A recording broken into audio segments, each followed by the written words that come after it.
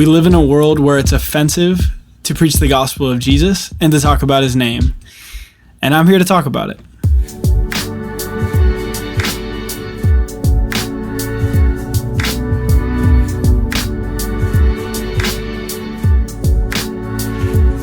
Welcome to the Jesus is Offensive podcast.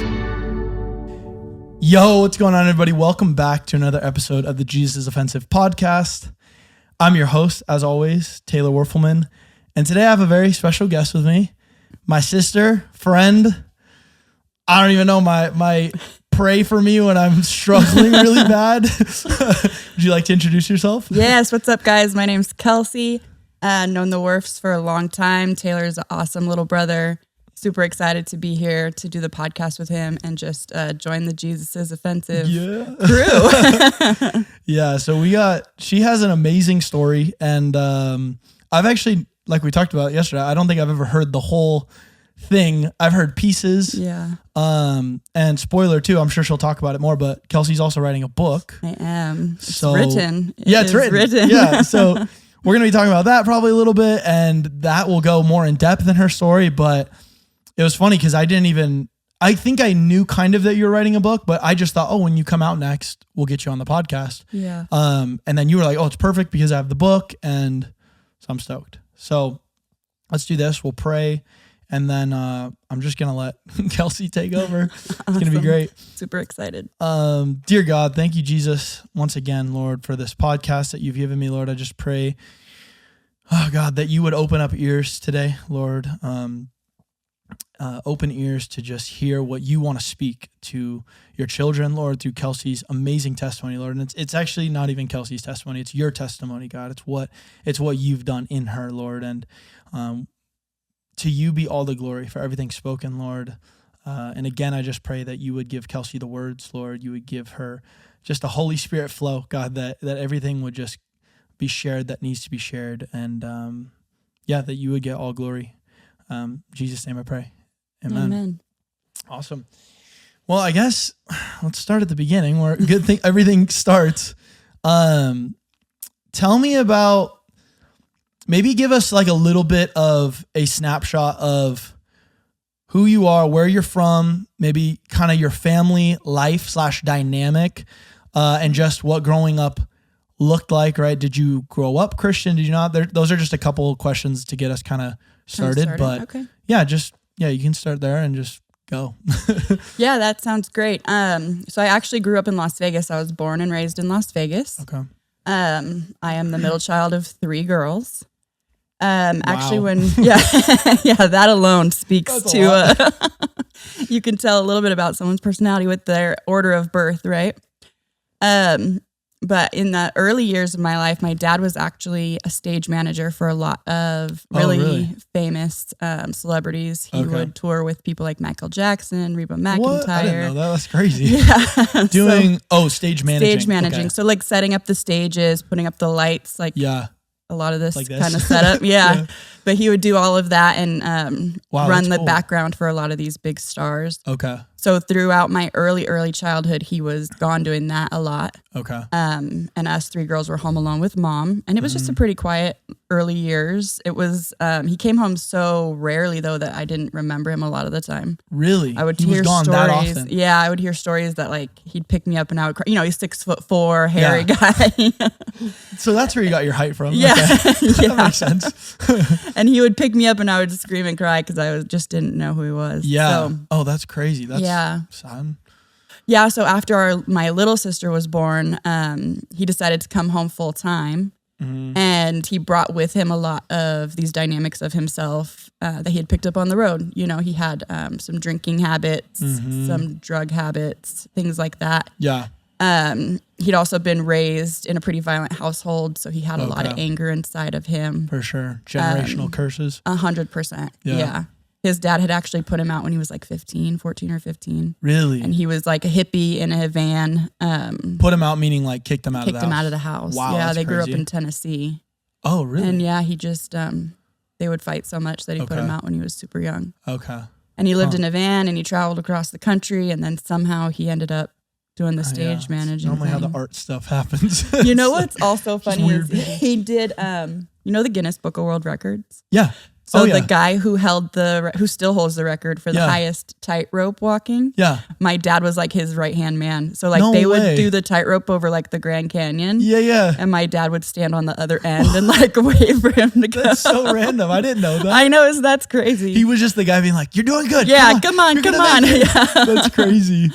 So I don't know when that was. That was before he started touring, I think. But that was like just a crazy little part of his story. That's wild. So he had a very wild life. He's just been crazy different things. Everywhere across the world that you can imagine. He's gone everywhere. He's seen everything. Very like, so him coming home and kind of trading all of that for this like simple life with 3 young kids and a wife and a house and all of that. I don't think it ever really suited him, and the way that he like his big personality kind of didn't fit into that little box very well. Sure, totally. So there was a lot of, I think he went into a lot of these different emotions of depression and not feeling comfortable in his own world, his own life. So I think that created a lot more of the seeking outside things. So I see. He used a lot of drugs. He drank a lot. Okay. Did your mom, did she use anything? She didn't, no. Really? She had never been into any kind of drug. She was raised Catholic. Okay, She went to Catholic schools, little good girl, you know. You did? Her, not her. me. Okay. Yeah. Gotcha. So Praise God, no. and she fell in love with the bad boy, right? Gotcha. And then classic. Okay. So when he got home, I think they married quickly, and like she didn't know so much. And when he came home full time, it was like they just clashed a little, you know. Okay, I see. And I think our earlier years, it wasn't too bad. But as we got older, I think my dad got a lot more like violent. In the house, there was a lot more fighting. Towards your mom or towards my mom? Yeah, at first towards my mom. Okay. Like when we were little, there would be a lot of screaming and yelling and smashing stuff. Like he was notorious for like, she wasn't a very good cleaner, so he'd go out there and just smash everything in the kitchen. Oh man! Knock all the mail on the table, like break things. Yeah, just like rage, angry. Yeah, just rage out, and we'd all be like, all 3 girls, we'd be hiding in the back bedroom. Dang, okay. Yeah. The door shut, just like listening. And then he would leave, and we would come out and we'd help mom clean up, and then Sunday morning he'd make us breakfast. Right, so it was like this. I can't trust this guy kind of thing. Yeah, it was like this dynamic of like, is he going to be the nice guy? Is he going to be the scary guy? Right.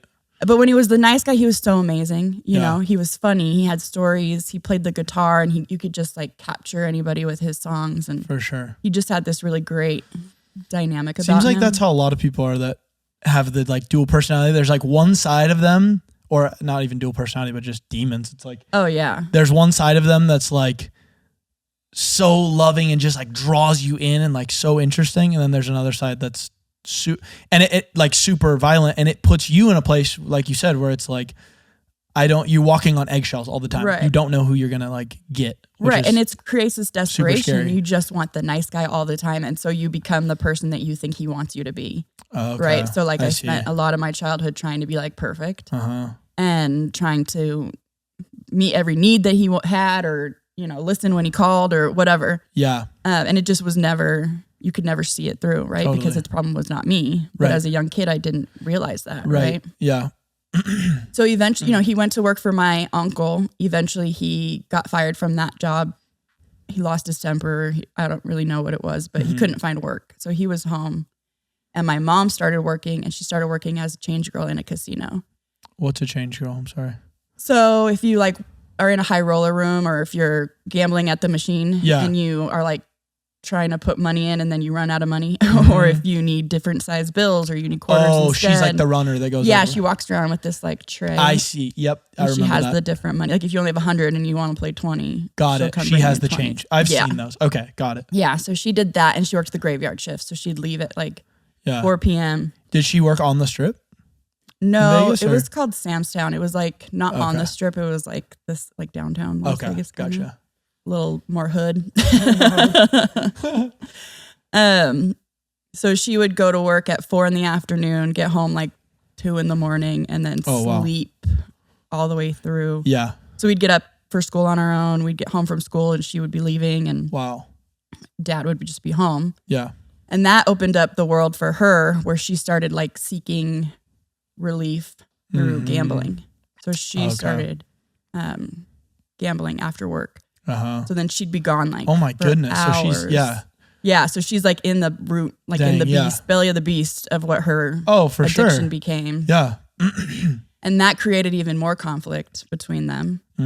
So now we're Because she was losing money? all the money. Okay. Yeah. All the money. Yeah, that's crazy. And she would have to find different ways, because like I said, my dad was violent. Right. So she would find different ways to try and cover up the fact that she didn't have the money. And Yep. she was just like, lie or whatever. yeah, whatever she was doing, it was a lot of like finagling the situation. Yep.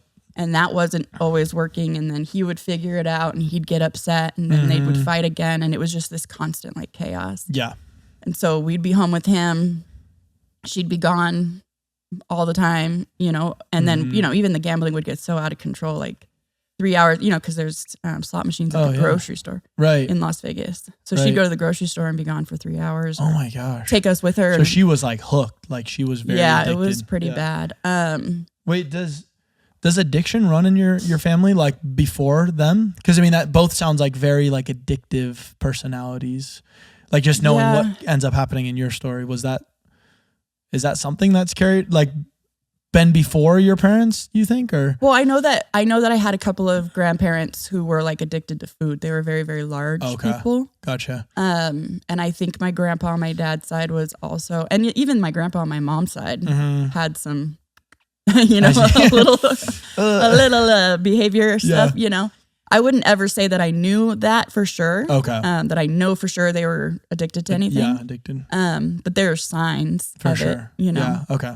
Yeah. No, I was just curious, like, because thinking about the generational curses, thinking about the way that it affected you later on, but okay. Yeah, the way it comes down the line. Yeah, exactly. But, well, and it like started to affect me really early on because I found myself just not wanting to be home ever. So even from like little kid, 8, 9, 10, I was finding other friends who I could go be with their family instead. So I didn't want to be with my own family. So I would be like constantly, can I go spend the night over there? Can I go sleep over there? And I would just and my dad would make comments like, why don't you just go live there then? Right. And what he didn't realize was like, yes, please, Yeah. You're like, please, I'll do that. Yeah. So it was a lot of, I would cling to these people, to their families, and I'm sure I would get annoying. And like, it was like, I'd have to swap to the next friend I see. and the next friend and the next friend. Because you were just looking for just someone to love you, someone to like care. Yeah. Yeah. Something that felt normal, something that felt like a real family. Stable. Yeah. And so I would just hop around to all these different friend groups, like one single friend, because I was kind of a nerd, kind of a loser, whatever. Those are all the cool people though. At these days, right? But at that time it didn't feel like you're that, like not cool. Yeah. So yeah, I ended up latching on to one friend who was like the popular girl. I don't even know how it happened. It was a total fluke. Right? like, wow, I've made it. Right? Like exactly. Oh, I'm sitting at the cool kids table. This is weird. Yeah. And she liked the idea of someone who wanted to like emulate her, right. And that made her feel good about herself. Right. And so she'd like dress me up like her and really? take That's me weird. to do the thing. I know. Especially because we were so different. But for like, you, it was probably like, acceptance. Like, yes, please take me. And it was just like like her and her mom. And so her mom like loved me and and that friendship felt like what I had always, what I was looking for. Yeah. And she was changing me, and that's all I wanted. I just wanted to be different. I didn't like who I was. I didn't feel like my dad liked me. I didn't feel like my sisters liked me. I didn't like me. And now your mom's not home, so it's like, who knows if she likes me or doesn't not. Really care. Yeah, right. she's in survival mode, first of all, because she's being abused. Right. And then she's burying herself in this addiction of her own, and it's creating all of this, like, it feels like she's completely blocked She's gone. off. She's not. Yeah. Wow. So I start hanging out with the popular girl. Right. And before you know it, it's like the popular girl we're ditching school. Okay. And we're in the bathroom. bathroom. Not a good person either. Yeah. We're in the bathroom at her house in the middle of the day when we're supposed to be at school, and we're hanging out with these like 17-year-old dudes. Oh, dang. And we're 13 years old. Yeah. And they just like hand us this like bag, this little bag of like this white stuff. Yeah. And we bring it in the bathroom, and there's 3 of us. And she pours it out, and she like does the thing, chops it up. She knew what to do. She knew what to do. I don't know how or why. That's crazy. But she knew what to do. Yeah. And, you know, they just all passed around this dollar bill and I just did it. And like, what drug is that? I'm sorry. I'm so naive. It was meth. It was meth. Meth? That was your first taste first of thing I any ever drug. did. That's crazy. Just went all in. Straight wow, to that's crazy. I wonder if she had that. I mean, you don't know, but like modeled to her. Cause it's like you said, how would you know? I mean, I guess hanging out with the wrong, like, crew of people can, I guess, get you down to, but that's crazy. 13, like that's. Yeah. Well, she had moved from because her parents had gotten divorced and they had lived on like in a different area of town. Okay. So I don't know how she lived over there. Yeah. But she moved to our side of town. So she was like the new girl at school or whatever. Gotcha. So she apparently brought some of that knowledge with her or picked it up because right across the street from her like nice neighborhood was the trailer park. And she liked to hang out in the trailer park. And so. Well, that's probably how she learned then. Yeah. Yeah. Okay. Which was where those older guys came from. It was all the trailer park. Okay. Yeah. So what happened? So they hand you it, you took it. Then what happened after that? After I did it? Yeah.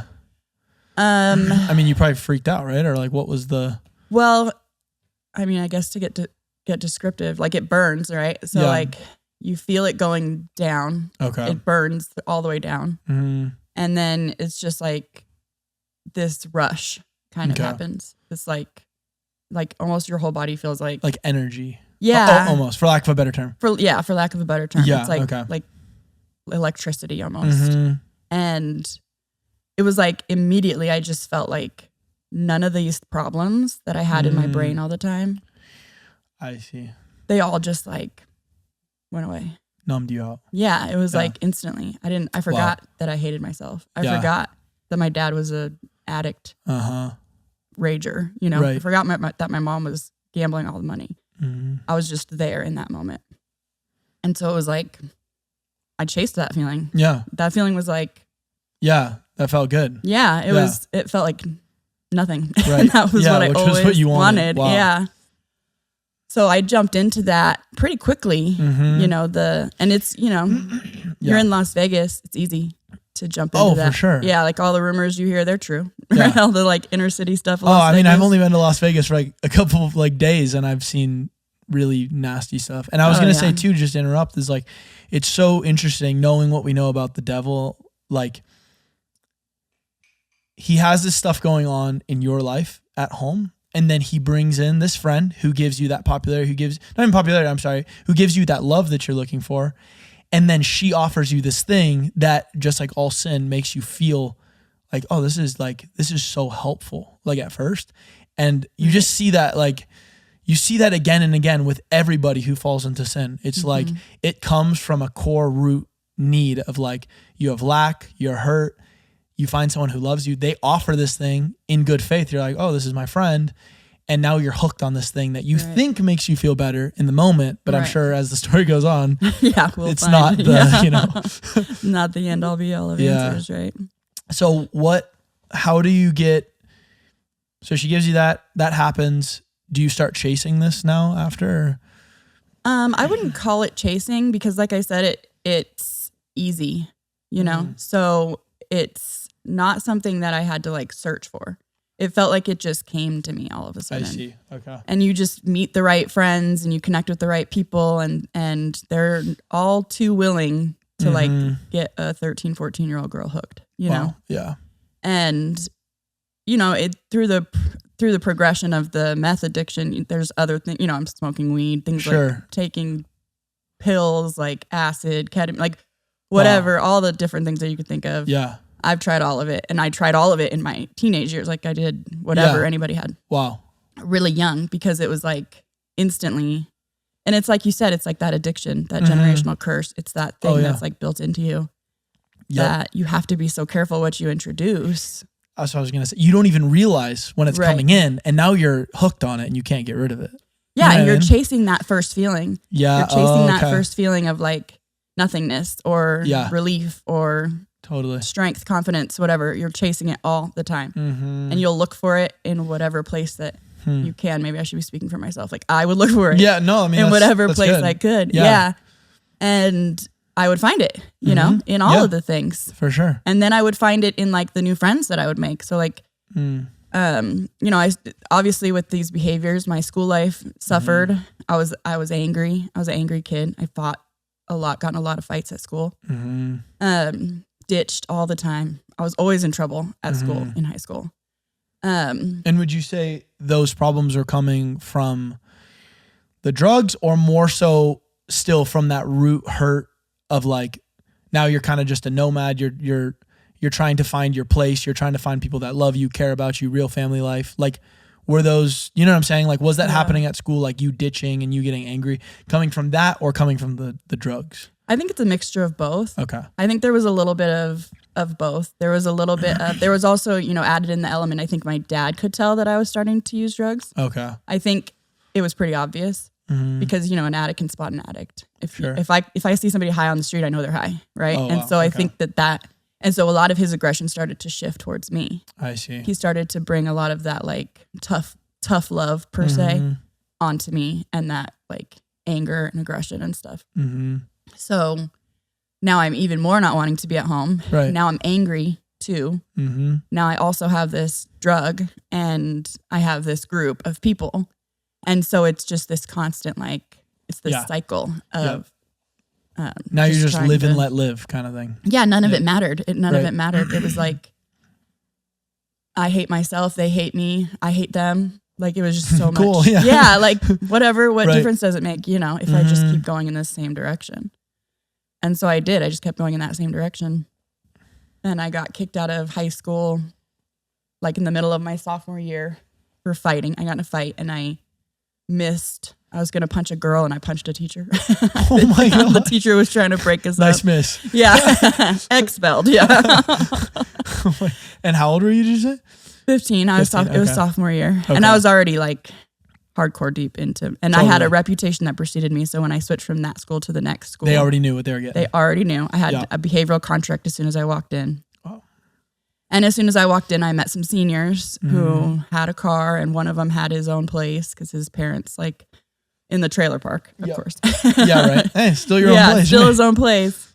And I only made it like a couple of months at that school. Really? Yeah. And then, well, it was like the last couple months of 10th grade. Okay. And then it was summer break. And summer break was like, everything changed in that summer break because that guy with his own place had like a lot of parties at his house. Gotcha. There was a lot of guys in their 20s that came over. They had even stronger drugs, and they had a whole different way that they lived.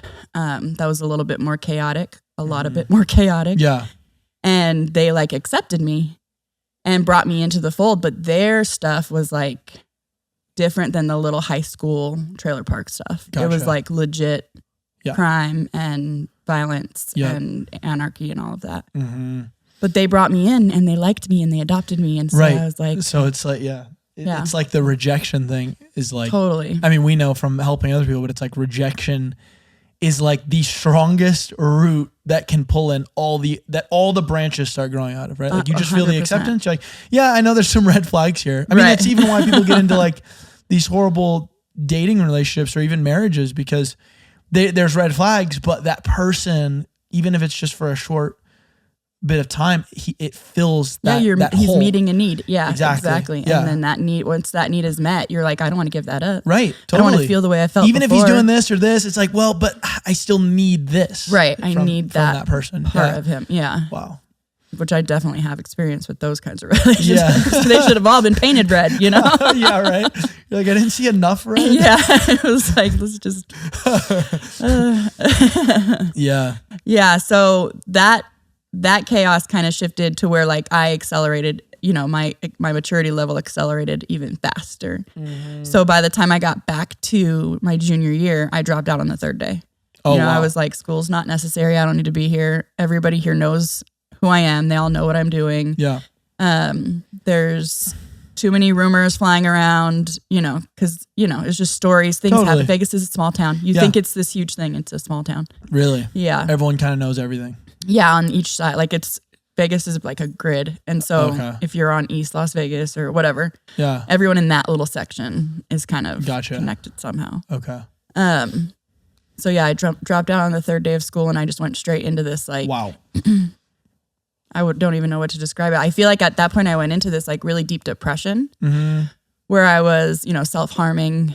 I was taking too many like sleeping pills. I had to get my stomach pumped a couple times. Really? For taking too many Oh my sleeping gosh. pills.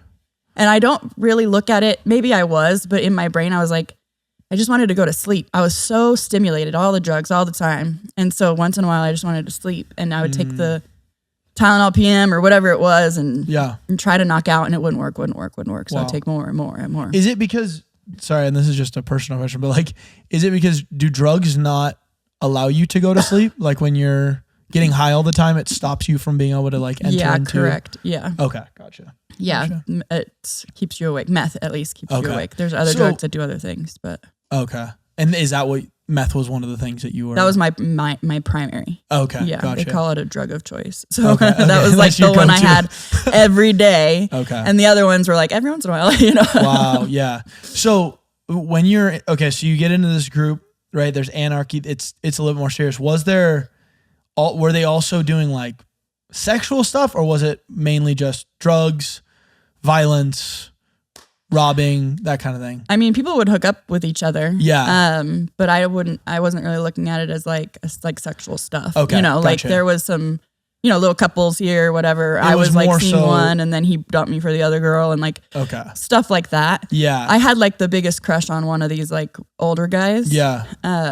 And he kind of like became, I don't really know how to describe him, but that was where all my attention went. Even he was older, like I was 15, 16. Right. He was 22. Yeah. But all my infatuation, whatever it is, right, was like focused on him. I see. Yeah. But yes, there was like little pockets of people who would date or whatever. Because like when drugs are around, young girls are around with older guys. It's like your just head goes to like, oh, was there like abuse going on, or was and that's the thing is, sure, I hooked up with some 21-year-old dudes or 23-year-old dudes or whatever, but I never thought of it as abuse. Okay. You know what I mean? Because it was just more like junkies just like hanging out. Yeah, it's just like, I see. This one, you're going to hook up with that. Like it didn't feel like that. And sure, yes, if I was to look at the situation now from this brain to that brain, mind, I'd be like, oh, dang, that was pretty not great. Okay. But in the moment, it doesn't feel like that. Okay, I see. It doesn't feel like you're being statutory raped or abused or manipulated or any of those things. It just doesn't feel like that's the story, So. Okay. Yeah. So then, so you're in that group, right? Tell me, just keep walking us through like the depravity of, and also maybe you want to talk about this too. I know you said your mom grew up Catholic. Mm-hmm. Maybe we pause where we're at right real quick, because I'm curious, like, what was your like perception of God at this time, if any? Yeah, zero. Okay. There was not a lot of mention about God in my household. I think that my dad had made it pretty clear early on that he wanted us to figure it out on our own. Okay. That he didn't want to shove religion down our throat. He said he always believed that there was something bigger and that there was a creator. Classic. Yeah. Classic parent that's like, I don't really care. Right. Yeah. But he never really taught us anything. And then my mom, by the time she got out of Catholic school, I think she was like, hated it. Sure. Right. And whatever they had taught her, or whatever, like punishing God or, whatever she had learned, wasn't something that she wanted to teach us. Okay. Yeah. So I had it's funny, I was actually surrounded by like, across the street we had a Mormon family. Okay. And they took me to temple once. And I was really? I don't want to do this. This isn't for me. Yeah. And then next door we had twin girls who were Jehovah's Witness. Okay. And they used to have church brought to their house. Oh. Okay. So I went next door to that a few times and like sat in. Mm-hmm. And they eventually told me like, there's no Christmas and there's no birthdays and there's no this anything. And I was like, that sucks. I'm not doing this. So that was like my two exposures to any kind of faith or religion or anything as a kid. Okay. So you're right you're not subscribed to anything at the time. Yeah, nothing. There was nothing, no understanding of it. No, I didn't know the lingo. I didn't know anything about it. Okay. Didn't know anything about God. Gotcha. So then what is the, okay, that's good. So then tell me, like, because I know parts of the middle of the story. Like I said, just walk us through kind of the depravity of like, okay, you're hanging out in this group. Like, did you start to get involved in the crimes that they were committing? Like, how did Just tell me the domino effect of like how things kept going. Yeah. So, like I said, I had a lot of anger. I had a lot of rage inside of me. And so I did tap a lot of that into some of the criminal behaviors that that was going on. I was like always fighting somebody, always in a fight. And there was a lot of, it was interesting because there was a lot of scenarios where I'd be at a place where the cops come and everybody goes to jail, but they call my parents instead. Really? Whether that's because I was so young or at one point, and I always called my mom, and then my mom would like sneak out to come get me and not tell my dad. But there was one time that I did have to call my dad. Yeah. And he showed up to the trailer and he knew the cops. And so the cops were like, you got to get her out of this mess or whatever. Like, that's God. And he's like, I don't know. Yeah. I don't know. She's living her life.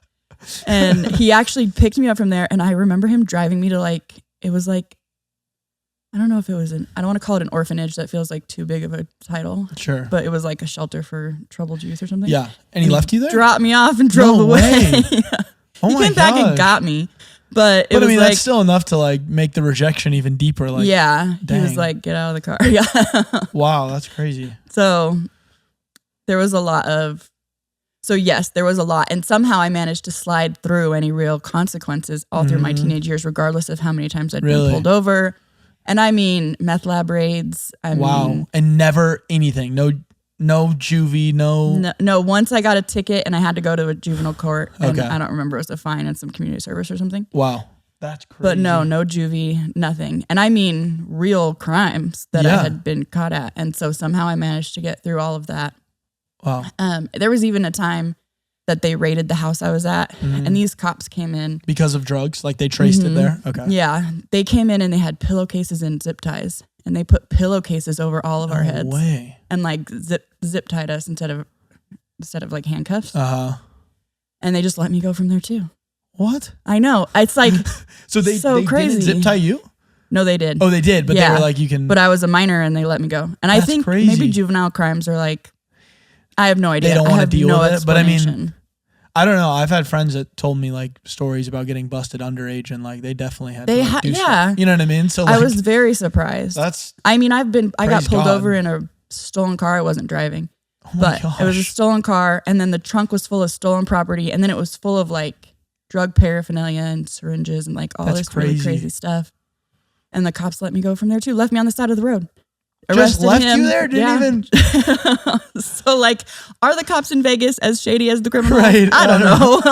Well, I've watched videos. I've watched just those like cop like POVs, and like these poor like, I don't know, this one girl I was watching. All she had was like, must have been like a weed vape or something that was illegal. But and like the poor thing, they had to take her in and like.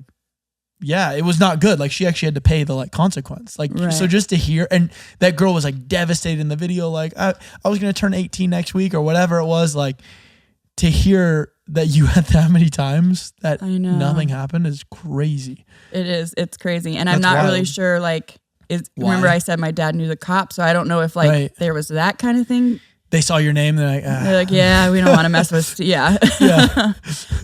but a lot of instances, they'd just call my mom and she'd come get me. Or they wouldn't even call, like I said, they just left me on the side of the road. Wow. And luckily I was down the street from someone I knew, so I just walked over there, but and obviously, I mean, I don't know if it's obvious or not, but I don't stay that lucky, right? That story's going to change. Well, that's what I was going to ask. Like, are you still living with your parents now? Like when all this is going on? Okay. Yeah. Well, my parents got divorced. I think I was 16. Okay. And I remember like my mom packed up and moved out on their 20-year anniversary, or like right around their 20-year anniversary. Oh, wow.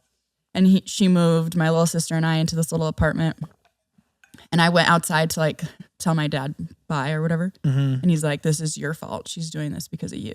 Because he just like believed that because he was being so mean to me. And he had started getting violent with me and really mean, like saying awful things. And like, I think my mom in some ways was trying to defend me. Because she didn't sure she got scared. Yeah, I'm sure she didn't want the same thing that he was doing to her to happen to me too. Dang. And I'm sure she finally was sick of it for herself also. For sure. And she moved us out up the street. Wow. And then my house kind of became the party pad. I see. So because your mom would be gone. Yeah, so she quit the casino. Okay. But she was working and it was like an hour away, and she was going to school at night. So she was gone all day, all night. Wow. And my little sister was in school, or honestly, my little sister just kind of, she was there living with us, but in that season, I'm not really sure where she was at most of the time, you know? Yeah.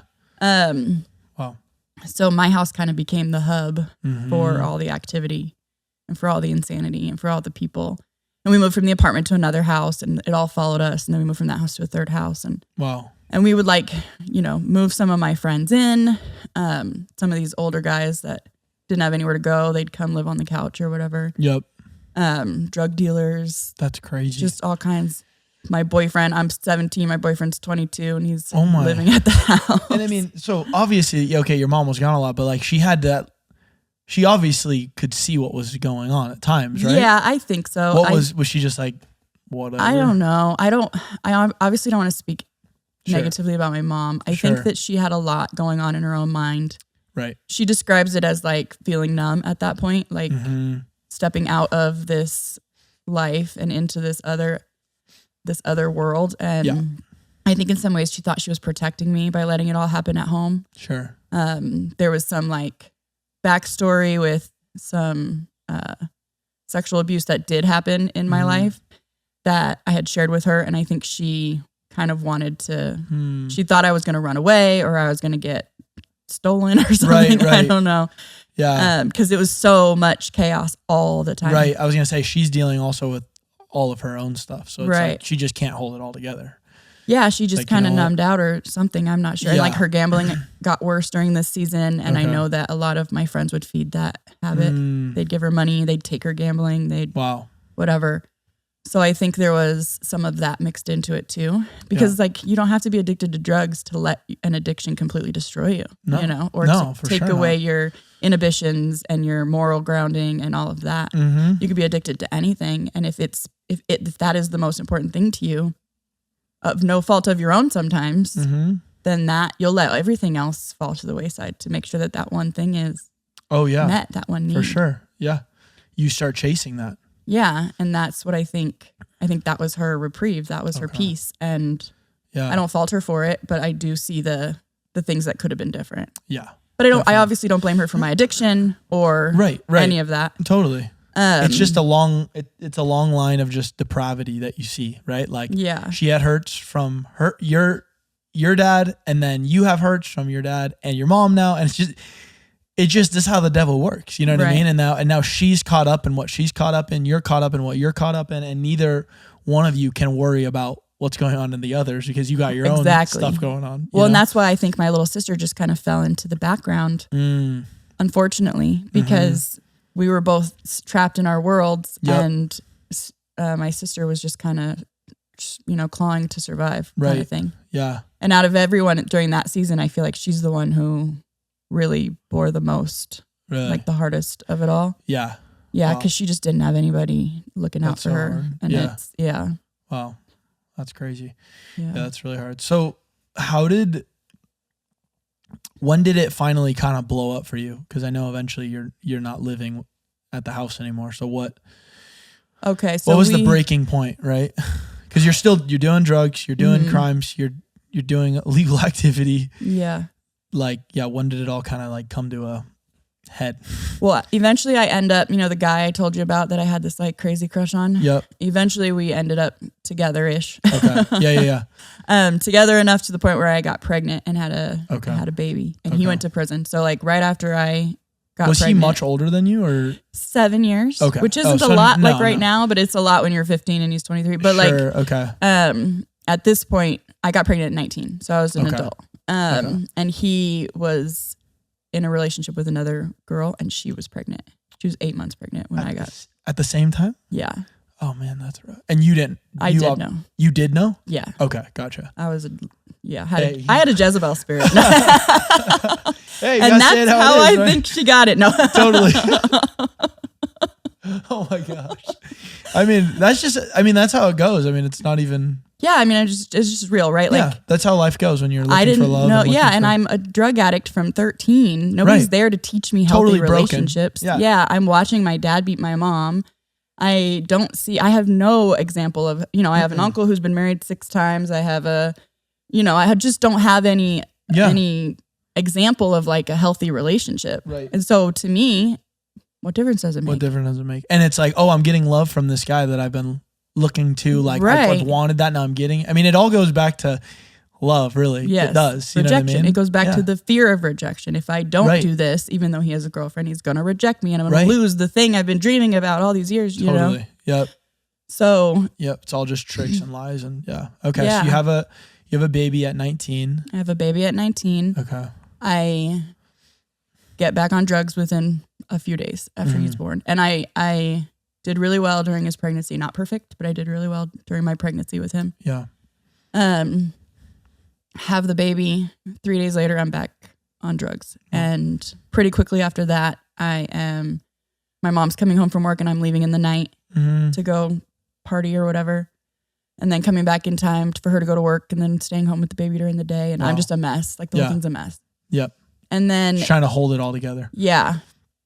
I forgot to ask you this. Sorry, we're kind of in the middle, but did you ever, and maybe this comes up later, but did you ever have any like close calls with like drugs? I mean, I don't know that much, but I know like doing heavy drugs like that, like you can straight up die. Like, did anything like that happen to that point? Or? Yeah, I had overdose on meth, which you can't really do. Like, it can't kill you. Oh, okay. But if you do too much, it can make your heart stop or whatever. But what it did to me was I started throwing up blood. Oh my gosh. Like, I was at my friend's house and we had done this. We're so dumb little girls, but we had like a lot of drugs and we just decided to see how much we could do. Oh my gosh. And we went berserk and I like started throwing up just meth. It was like literally just shards of meth and blood. Oh my gosh. And I walked out of the bathroom and I fainted and her mom thought I was bulimic. And so she took me to the hospital and told them I was bulimic. And they like, whatever, gave me hydration and sent me home. And I went right back in there and we did the rest of the drugs. Like, that's crazy. That's like the one. That's crazy. Yeah. I'm sorry. I just had to ask that because I was like, oh yeah, like. Yeah, I don't even think activity. about that, but yeah, it was. Oh my gosh. And it's like, for the most part though, it's like, you just stay up for a really long time. You're awake for a really long time. With meth? Yeah. Specifically. And you have a lot of energy and you're not hungry. And that's crazy though. That happens and you're like, well, I'm alive, so let's keep going. Yeah. Oh, they just thought I guess it's actually bulimia. a good descriptor though of kind of where your head was at. Yeah. Just like you even just said about the guy, it's like, whatever. Like, It you kind really of just was numb out a whatever. on life. Like, Yeah, it really no was. morals, no really like care for life. Like you're not really taking life that seriously. So you're just like, cool. Like, right. It was just kind of like whatever's going to happen is going to happen. Right. And like I said, though, there was this other side of me that was always super depressed. That was like self-harming, cutting myself. Yeah.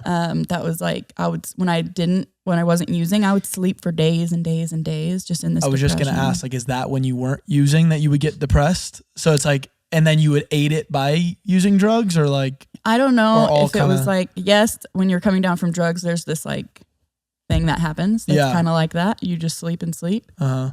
But I had gotten, because I used so much, it was like, I'd gotten kind of like maxed out on my tolerance level. Okay. So like I could use as much as I wanted and still go to sleep. Really? Or still be like, whatever. It was like just part of me now. Yeah. It's kind of like drinking, I guess. Like you can get more tolerant the more you do. Yeah. Okay. And it was just like part of, like I didn't know where I ended and the drug began. Like where did Kelsey end and that's crazy. The like tweaker begin. Yeah. We were just like meshed. Yeah. And my whole identity was in that. Right. Yeah. Wow, that's okay. That makes a lot of sense. So, wow, yeah, that's crazy. It's like you just become one with the addiction at a certain point that you're just like, this is who I am. Yeah. So then, okay, sorry, I know I kind of derailed us there for a sec, but so you have your baby and you're trying to hold it all together. So you're coming back so your mom can take care of it, then you're leaving and keep going with where you're going with that. Okay. And then my sister's home alone with the baby one day and the cops show up at the door and they have like pictures of some crime being committed and they want to search the house and nobody's home but my 17-year-old sister and my baby. And when I get home, my mom is like, had it. She's like, that's it. I'm done with Vegas. We're leaving. Yeah. Were you the one that had done the crime or was this totally unrelated that they came to investigate? I don't remember. Okay. Maybe. Okay. I know they had pictures of something, Okay. but I didn't see them, so I don't know if they were of me or not. Sure. Okay. Yeah. So immediately my mom goes out to California and starts looking for a place for us to live. Wow. Her family was in California. So she ends up moving us out to a little beach town in California that I'm going to probably leave the name out of. And so we go out there and I am like, I'm kind of all for it. I'm like, yes, I want to do, a fresh start.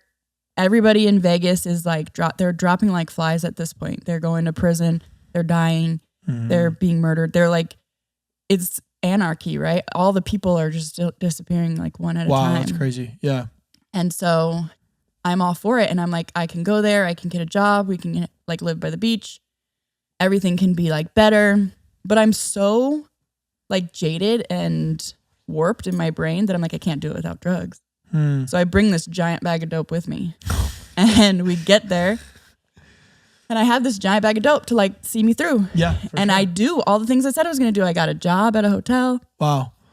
My mom got a job during the day. I was working in the evenings. She had the baby at night. I had the baby when she was at work. Like we just kind of teamed up. Yep. And everything went really well as long as I still had like the drugs, a bump or two a day just to get me through.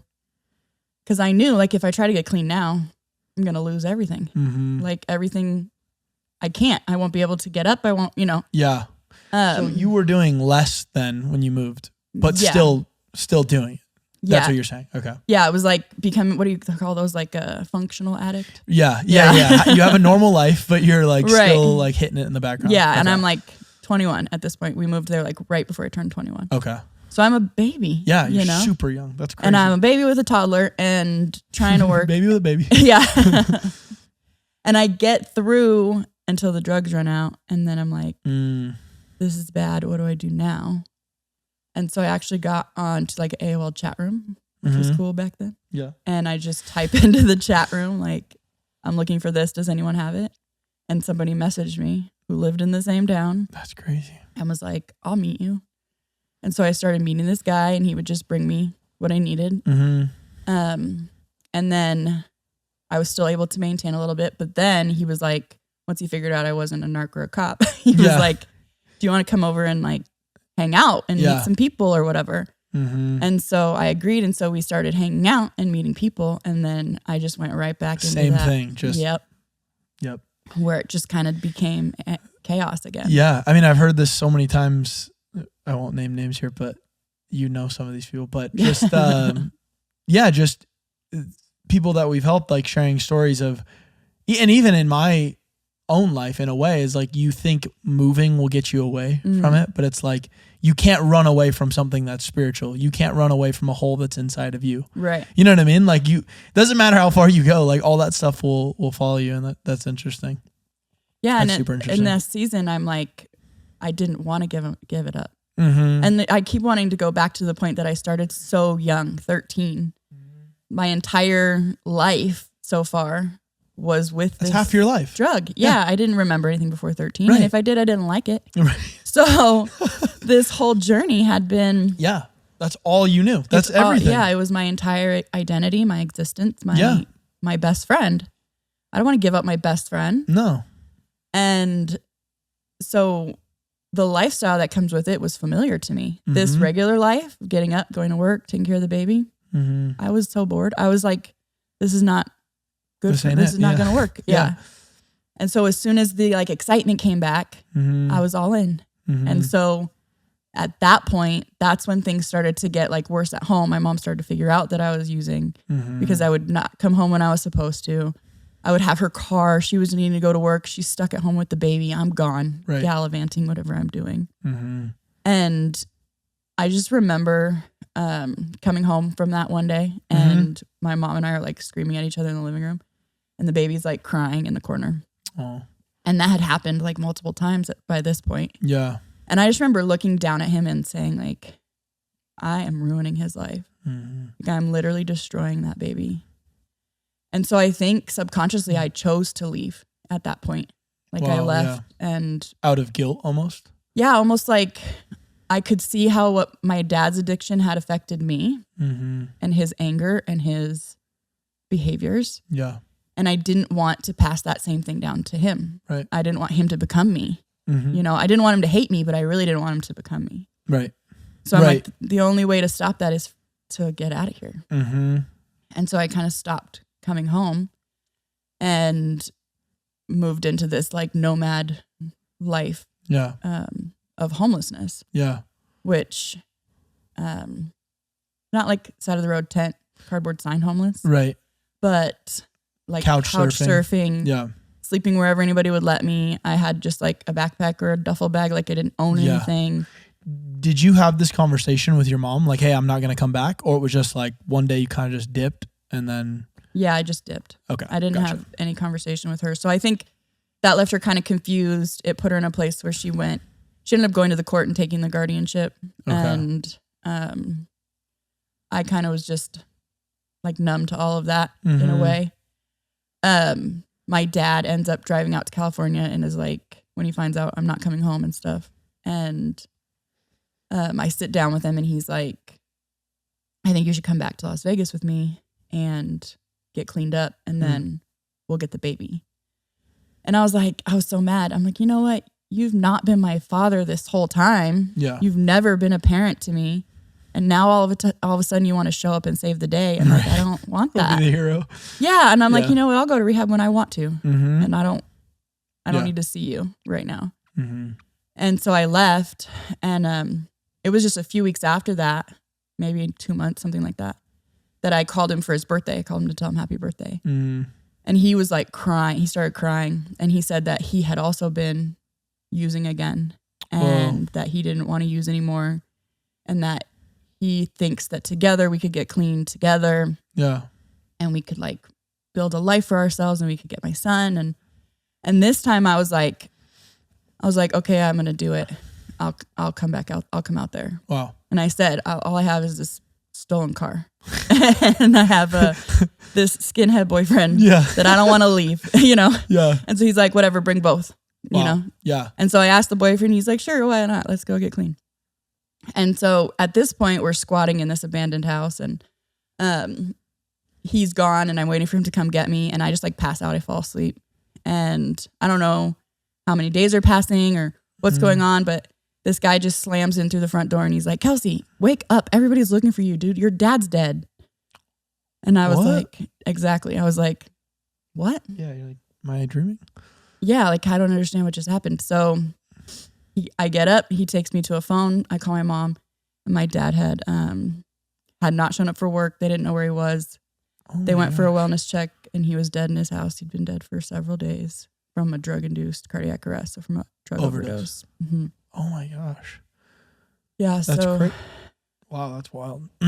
Yeah, so that was a pretty big spiraling moment, you know, for you. For me. Yeah, I definitely carried some weight of that, like some guilt. I thought that right, because you were just about, I was supposed to show up. I was supposed to get there, and I didn't get there. And so my brain's telling me like, oh, he got high because I didn't show up, and he thinks I hate him, and I didn't call, and now he's dead, and it's all my fault. And wow, I super spiraled after that. Yeah, I would too. That's crazy. Yeah, it was a pretty dark time. Yeah. Wow. Man, that's heavy. Wow. So yeah, how long were you at that place? At the house? Yeah, sleeping. I don't know, a couple days. That's probably crazy. So okay, wow. So you don't go, right? I don't go. So then you and your boyfriend, you give up getting clean, or were you still like, well, let's get clean, or was it more spiral as in like, man, you just fell like all the way in? Well, the boyfriend never showed up to come back to get me because he was driving in the stolen car and fell asleep and crashed. And got arrested for the stolen vehicle. So there was no boyfriend anymore. Yeah, it's just you now. Oh my gosh. It's just me now.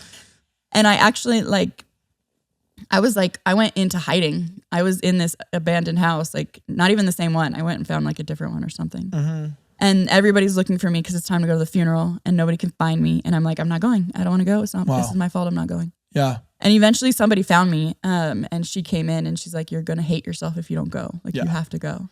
Totally. And it was like the day that they were leaving. Wow. So I rushed home and went with them to Las Vegas for the funeral, but I wasn't able to get any drugs to take with me to help me maintain. And so I just was like a mess through the whole funeral. And when we got back, I went on a really hard run, like really hard. And I was like running from the cops and jumped over a wall and I broke my foot. Then I was like in a fight and I got punched in the face. And so I'm just like hobbling around one day and there's this rehab called Miracle House. And I just like hobbled up to the door and just knocked on it and was like, I need help. Like, can you help me? And they did. They let me in. I joined the program. I did the 90 days there. How old are you here? 22. Okay. I think 22. Yeah. So I did the 90 days there.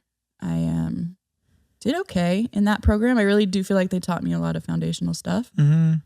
But at the end, you go from the 90-day like rehab into like a sober living. But they didn't want to let me go into the sober living because of my temper.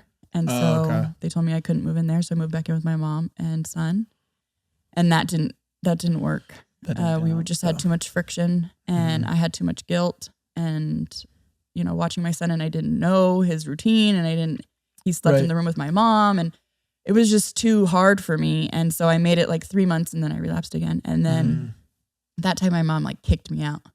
And that time it was like for real, right? Yeah, so like the last time, the last time it was like I could pop in or whatever, sleep on the floor. This time she's like, no, you can't come back in here. So then I went into legit homelessness. Okay. Like actually don't have a house. House. Okay. So from there, maybe take us, if there's anything else that you want to share that's important in that time, but maybe start leading up to, I know you were sharing last night with me about the program and then moving in on Skid Row. And so I don't know how far we're at from that place, but we're a little off from there, but I can jump through. Yeah, or just kind of piece us through to get like, yeah, absolutely. Starting to go up to like where you, I guess, start to like flip that switch where things start to like shift. Okay. You know what I mean? Yeah, for sure. And share whatever. I mean, don't skip over anything if you want to share anything. No, that's okay. But, yeah. This has been very in detail. That's good. I like detail. So I'm homeless. I'm on the streets for 6 years. And so I'm just kind of like meandering from house to house. Some nights I'm in a tent. Some nights I'm not, whatever. Most of the time I'm not. Most of the time I was able to find somebody who would take me in. Okay. And in this time frame, I start getting arrested a lot. So in there's a 4-year period where I go to jail 12 times. Okay. In that 6 years that you were talking about? Yeah. In that 6 years, 4 of it, I'm in and out of jail like constantly. For all sorts of things. All sorts of things. Yeah. For drugs, for theft, for whatever. Right. I can't even remember half of it. All those times getting off finally catched up. Yeah. Finally caught up. Well, you know what? Where I'd get arrested, man, I'd get out 5 days later, I'm back in. I'd get out 2 weeks later, I'm back in. I'd get out 3 months later, I'm back in. It was just constant. Wow. And this is a new town, so it's not like I had a record with them. Sure. Yeah. But now it's just like the rap sheet's growing longer and longer and longer. So eventually I get caught for something bigger than normal. And I'm facing like a prison sentence. And so they end up having me sign this contract that says I won't get in trouble again or I get this prison sentence. Okay. And so I go out into the world and I'm like instantly realize that I need to go on the run because I'm never going to make it. Right. Wow. So I decide I'm going to go back to Las Vegas and get out of town and all the things. So I'm heading towards Las Vegas and all my plans just like fall apart. You know, everything I think I'm going to come up with to get there just fall apart. And so I'm like sitting on the side of the road. I don't have a phone. I don't have a dollar to my name. All I have is this duffel bag and this like voucher for a motel room that I had got from the welfare office. I lied and got a voucher, but I didn't know where it was. And this guy walks up to me and offers me a donut. And then he says, "Have you ever thought about getting clean?" Whoa. And I was like, who are you? What makes you think I'm not clean? You know? But then he says, like, "Do you know God?" And I was like, who is this? This is so weird. This is at the motel? No, this is out in front of a donut shop. Yeah, I got the voucher. Didn't know where the motel was. Crazy. Just at a donut sitting outside the donut shop. And this guy walks up. Dude, that was and I'm like, "Hey, do you know where this motel is?" And he's like, "No, but like, why don't you let me give you a ride? We'll go find it." So I go with him and we look around for the motel. Car breaks down. We end up stuck on the side of the road. And he's telling me about God. He's like, God told me I couldn't leave until I helped you. He told me that he was 3 years clean. He had been to prison. Wow. And he's just That's like, insane. just telling me his whole testimony, you know? Mm-hmm. And he's like, I'm supposed to help you. And I'm like, yeah, sure, dude, you know? Yeah. I'll take the help, but then get lost. Right. Like, just drop me off. Yeah. So he drops me off at the motel, but he shows up every single day and picks me up and kind of walks me through the process of kicking drugs because I didn't have anywhere else to be and I didn't know anybody. And I'm just like with this guy. You don't have anything. So you're like, well. Yeah. So eventually he ends up talking me into going to a rehab. I joined this rehab. I call my probation officer. I have warrants now because I didn't go to check in. So now this prison sentence is like more possible. Yeah. And I'm like going back and forth to this rehab. And then this rehab takes me to court and court orders me to stay at the rehab because if not, I'll get my 2-year prison sentence. Wow. Okay. Yeah. So I'm ordered to stay in this rehab. And like a week after I go to court, they tell me that they lost their funding for the rehab. So all I have is this like outpatient portion and I have to live off site, but I'm homeless and I have nowhere to go and I don't know what I'm doing. And so they're like, oh, we'll find you a place. You'd only been in this thing for a week? I'd been there for 4 weeks. 4 weeks. Okay. But 1 week after court is when they told me. Got it. Yeah. So I was there 5 weeks technically. Okay. Before they moved me to the new place that they had for me. And how long is the program? It was supposed to be 6 months. Okay. So it's like right at the beginning. Months. Yeah. Okay. So right at the beginning, they lose their funding. And I'd had a lot of struggles getting into the program at all, which is all in the book that it goes a lot more into detail about this part of the story. This is the part that you read last night. Yeah. Yeah. Okay. Sweet. It's really good. It's really good, guys. Yeah. We got to hear, this was what, chapter 9? Chapter 9. You got to hear this chapter last night. It was really good. Thank you. Anyway, sorry, continue, yeah, she'll go more in detail, obviously, there. But yeah, there's a lot more detail in there. I'm still like blown away by the donut guy like that. I'd never heard that part of your story. Yeah, it was crazy too. We had the same birthday. Really? Yeah. Was he an older guy or? No, he was 3 years younger than me. Really? I was 27. He was 24. That's so crazy. And he had just spent 3 years in prison and he lived at a sober living home. And wow. He just felt like this mission. Dude, that's totally God. Yeah. Because like, he was how like would an you angel. even know? Yeah. You know what I mean? Like, that's crazy. And just even the fact that I went with him, because obviously I was reckless, but yeah, still in that like, scenario, I'm like, I would have rather got in the car with the weirdo, than right? The Christian, you know? Exactly. But somehow I got in the car with the Christian, right? Wow, that's crazy. Yeah. Okay, so the program loses its funding for housing. For housing, you could still be an outpatient person. Okay. And they take me to the new place where I'm going to live, which is a homeless shelter in the middle of Skid Row, Los Angeles. Dang. So what street were you on, by the way? I was on. Or can you say it or no? Well, I could tell you the name of the shelter.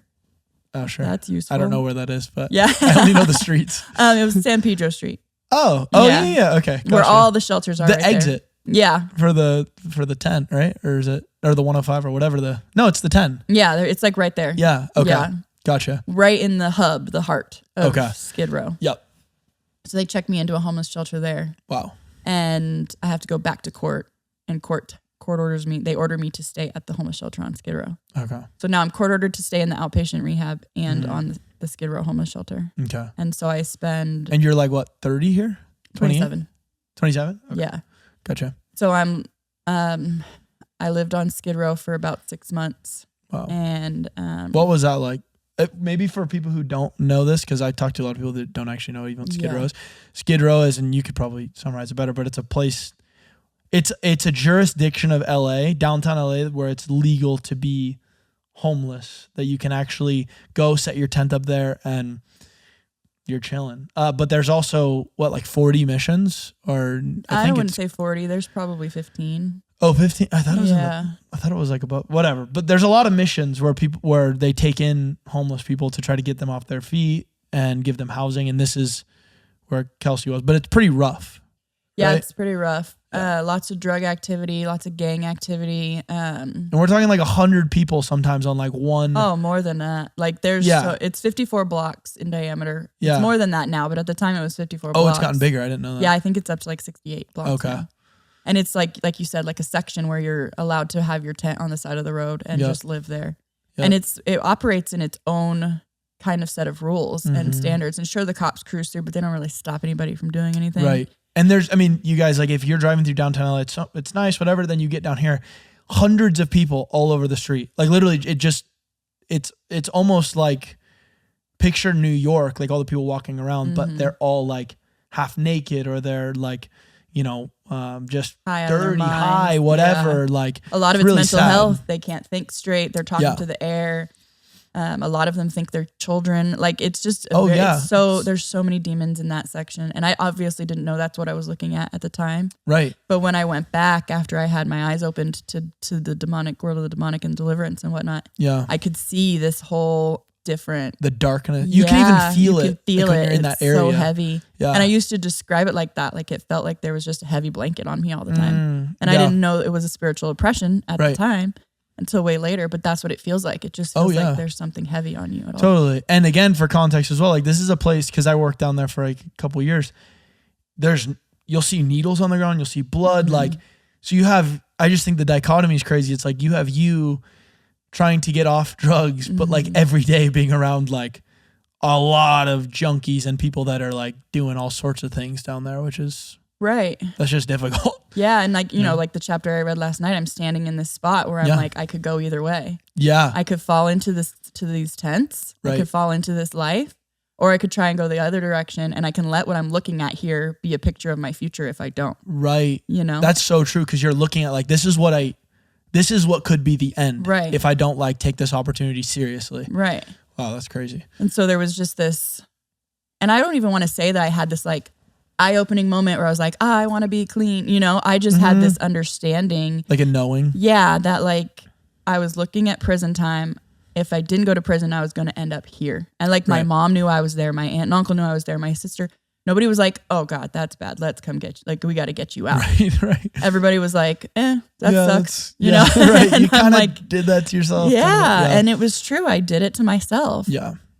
And so there was this part of me that's like, every time something new came up, I'm like, that's fine. I could do this for 6 months. I could do this for 3 months. I could do this for whatever amount of time I need to do it to not end up in these other places. Yeah.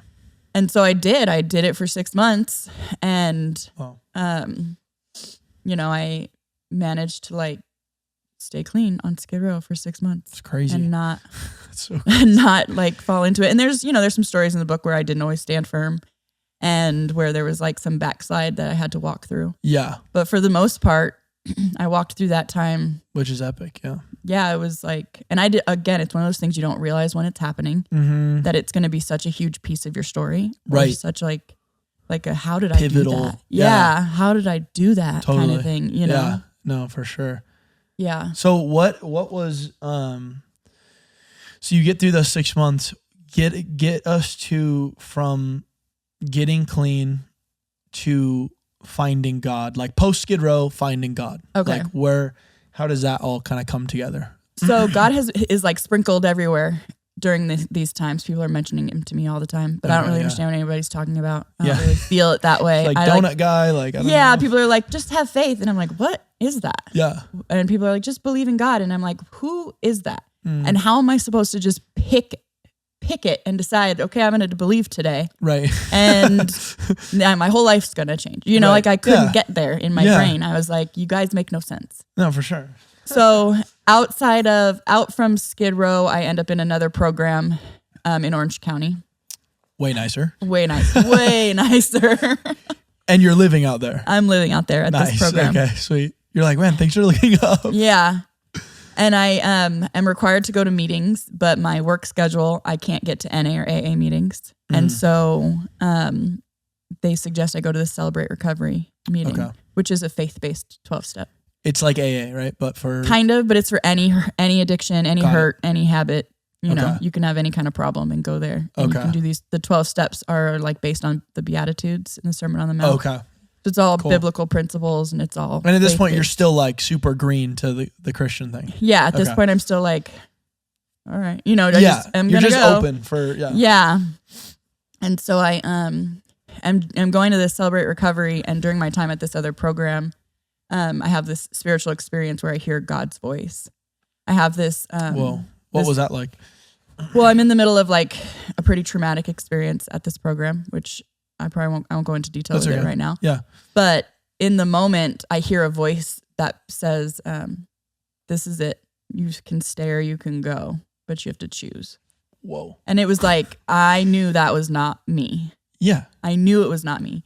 And I was at this like crossing point, right? This fork in the road where whatever I do next is going to be who I become, right? Wow. Yeah. And so I can go back, you stay or go back. Right. Or I can stay rooted, whatever, on stay here on that this you're path. on. Yeah, I didn't really understand what it meant at the time. Yeah. But I just heard this voice and I was like, wow. I just knew it was God. Like, that's crazy. And I heard it out like it was audible. Yeah. And that's I was so like, crazy. That God's real. Yeah. And if he hadn't spoken to me, I don't know that I ever would have made it there. But wow. he just said, like, this is it, girl. And that's how I needed to be spoken to. I needed somebody to be like, you are out of chances. Yep. This is it for you. Yep. If you don't stay here, you're going to lose it all. Right. Dang, that's crazy. I did not know that.